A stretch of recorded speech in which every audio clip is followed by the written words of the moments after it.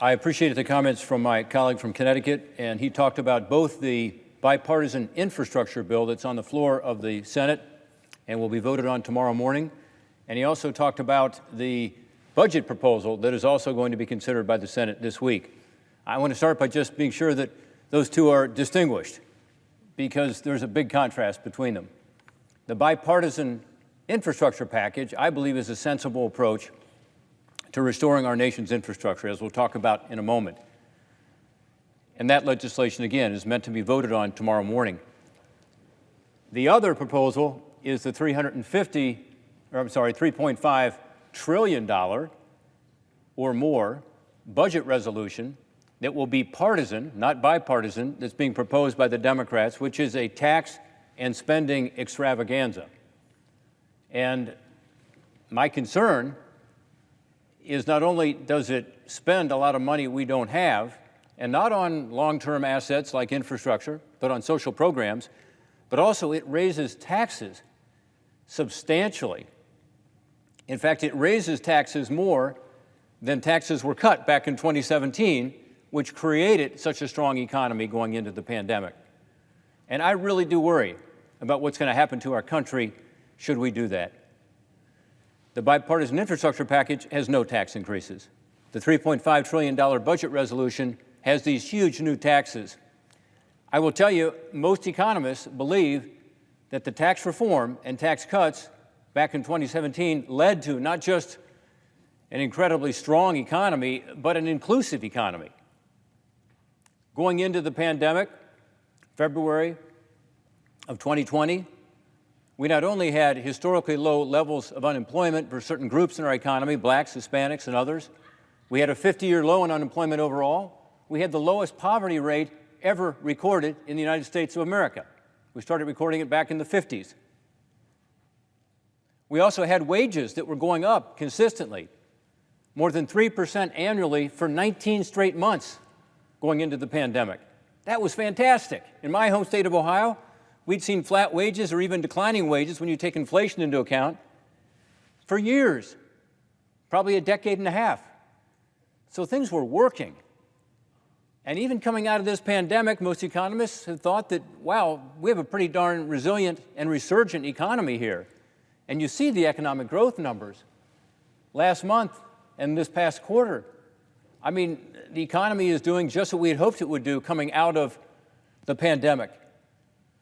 To raise taxes now and to get rid of these tax cuts and tax reforms, importantly, tax reforms as well, that created this strong opportunity economy is a huge mistake. So I would just draw a very distinct contrast between what my colleague and friend from Connecticut was talking about, because he kind of mixed the two. One is infrastructure that's bipartisan, no taxes. The other is a different kind of spending, social spending, that we cannot afford, and on top of it, huge new tax increases.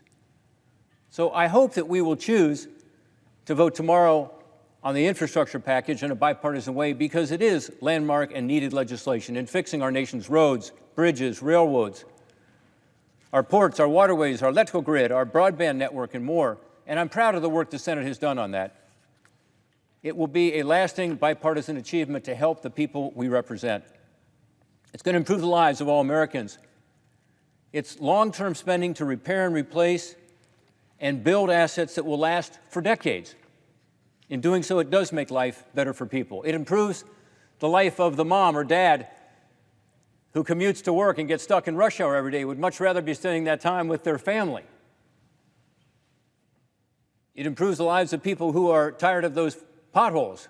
We all want to fix those potholes. We all hate them. One quick story there, when I'm asked how I got into public service, I often relate a story that when I was 7 or 8 years old, I remember driving with my mom on a rough road and telling her, someday, Mom, I want to fix these potholes. And she loved to tell that story. And that's my first exposure to what it could be like in public service, being able to fix potholes. Unfortunately, I then went on to public service at the federal level, in the House and the Senate and 2 Bush White Houses, and I never got to fix any potholes. Maybe this legislation is taking it full circle, because it will be fixing potholes, and it will make driving more safe. There's a story I want to relate. Recently in Cincinnati, Ohio, a guy named Howard Kruger was driving along I-75 South, and a big piece of concrete fell down from a bridge called the Western Viaduct, which is in terrible shape. It is one of our crumbling infrastructure projects we have to fix. A big piece of concrete hit his windshield. Thank God it didn't come through his windshield or kill him, but it shattered part of his windshield. He actually pulled off the road to go try to find the concrete to get it off the road for someone else and to talk to the work crew that he assumed had dropped it. He went up and looked up. There was no work crew. It was just concrete falling from the bridge. Infrastructure. It matters to people. It is about safety. That truck driver who leaves his family to go on a long haul, he wants to have a road and a bridge that is safe. We recently had another accident in Ohio. It was on the Brent Spence Bridge, 2 trucks colliding. There's no shoulder left on that bridge because it is carrying twice the number of vehicles it was meant to carry. Twice. It is functionally obsolete. And yet we've talked about it for 20 years and nothing has happened. After 20 years of talking about it, it's time to get something done. Here in this town, we've talked about infrastructure being improved for a long time, longer than 20 years. In fact, every president in modern times has proposed a big infrastructure package. And yet we never seem to get it done. Donald Trump actually proposed a $1.5 trillion infrastructure package. This one we're talking about today is $548 billion. He's a developer. He understands the need for infrastructure to make investments in hard assets because it comes back to help the economy.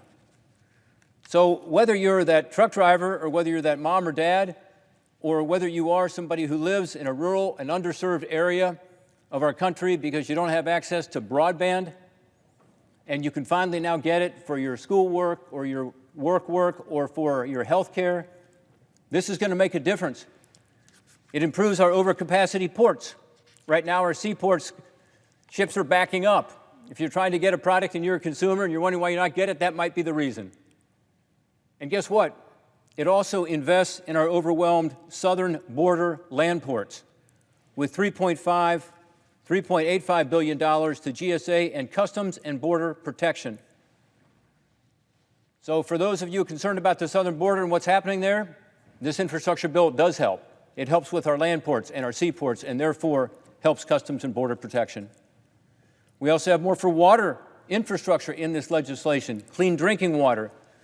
Lead pipes is a big issue in my home state of Ohio, as it is in other states. That is dealt with here, remediation of the lead pipe danger and risk. So there's a lot in here that helps people, helps make their lives better. Very importantly for me, it also makes our economy more efficient. By fixing that bridge, by fixing that port. When you make the economy more efficient, the economy becomes more productive. When the economy is more productive, you have higher GDP. When you have higher GDP, you have more taxes coming into the economy than you would have had otherwise. That's what happens with infrastructure spending if it's done right. It's been made clear in poll after poll, this is something that actually brings our country together. According to a CNBC poll, 87% of Americans think it's important that we invest in improving our crumbling roads and bridges. A month or so later, a CBS poll found 87% of Americans support more federal spending on repairing roads and bridges. An Associated Press poll found 8 in 10 Americans, 80%, favor plans to increase funding for roads, bridges, and ports, and for pipes that supply drinking water. So, of course it's popular because it affects their lives, and they know it. And we need the investment right now. The American Society of Civil Engineers gives our infrastructure a C- and projects our economy stands to lose more than $10 trillion in GDP by 2039 should we fail to invest in repairs. We've fallen to 13th in the world in a report card on infrastructure, while China continues to spend much more than we do as a percent of their GDP on infrastructure. Why? They want to have a more efficient economy. We want to be able to compete and win the global competition. We, too, should be sure our infrastructure is up to speed. The need for fixing and repairing our nation's infrastructure is clear. It's no surprise, again, that these presidents, through the modern times, including Donald Trump, have suggested it. And frankly, I believe Donald Trump's advocacy for infrastructure helped change the way many in the Republican Party view these kinds of investments. This investment in repairing and upgrading our infrastructure will also have a real and lasting impact on our economy long term. There's a lot of discussion about inflation right now.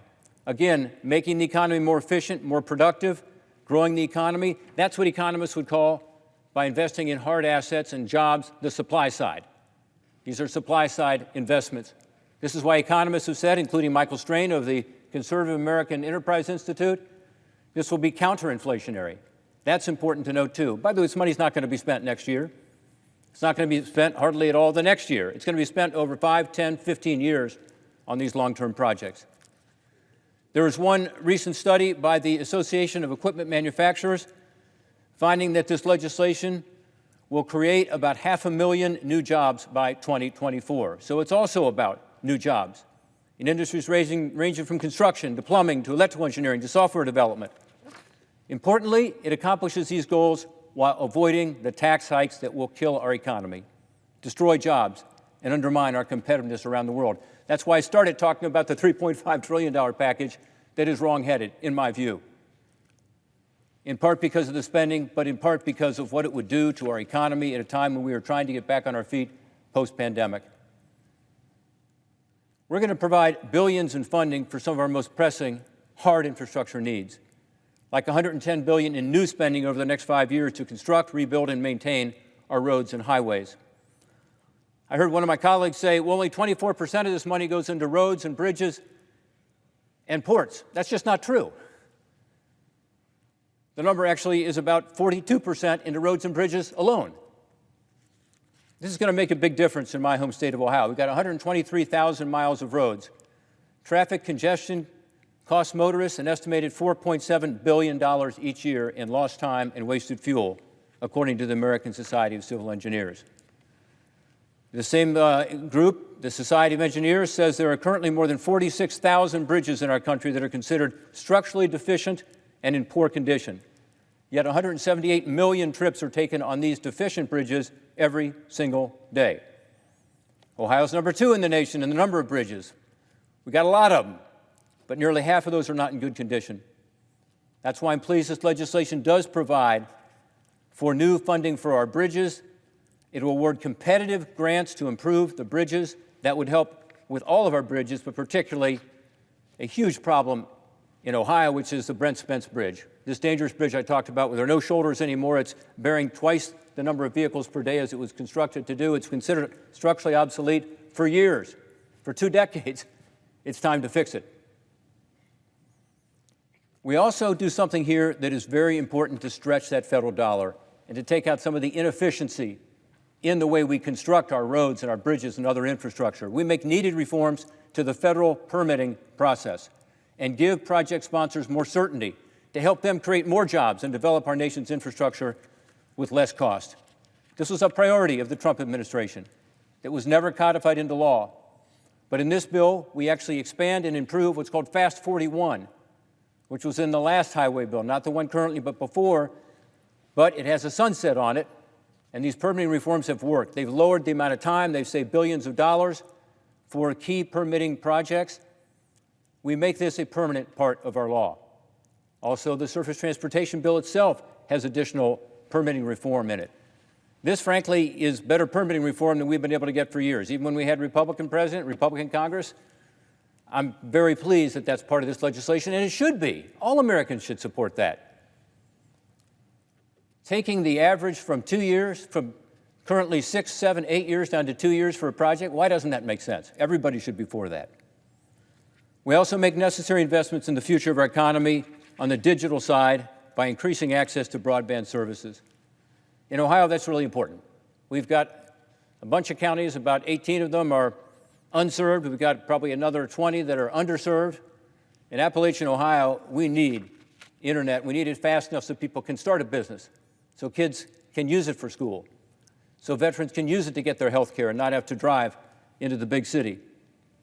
These are only a few highlights, and I could go on, but the bottom line is we are dedicating this $548 billion in infrastructure spending over the next 5 years toward a wide range of projects that will collectively have a positive impact on our economy and on the American people. This has been a different sort of process. I acknowledge that. And frankly, a lot of this, I think, should have been done directly through committees. particularly with regard to transit, with regard to broadband. In other areas, we simply picked up the work of the committees, surface transportation as an example. Much of the work by the Commerce Committee, the EPW Committee, and others, the ENR Committee, the Energy and Natural Resources Committee. Many of us worked hard to ensure that this was a truly bipartisan project, but also that we got the best input from all the experts here in the Congress. I would have drafted this bill a little differently if it had been just me. I'm sure everybody feels that way about it. It was a true bipartisan project, and therefore there were concessions made on both sides. But I'm proud of the broad support it's received in this chamber. I'm proud of the broad support it's received from the outside. More than 100 industry associations, unions, trade groups have already come forward to endorse the Infrastructure Investment and Jobs Act. Among them, the U.S. Chamber of Commerce, the Business Roundtable, the National Association of Manufacturers, the AFL-CIO Building Trades Council, the American Farm Bureau, the Conference of Mayors, the National Governors Association, on and on and on. They comprise advocates for business of all sizes, workers, farmers, governors, mayors, engineers, conservationists, truckers. I think it's safe to say we've got an impressive coalition that wants this legislation passed for all the right reasons. They want to see this investment in our country. They know it's the right thing to do for our economy, for our future. I thank all the stakeholders who have endorsed this legislation for their support. Because of all these combined efforts, tomorrow I believe we'll be getting it right for the American people, for our economy, and for the future of our great country. I look forward to seeing this legislation pass the Senate tomorrow, and I urge the House to pass it soon so that it can move to President Biden's desk for his signature. I yield the floor.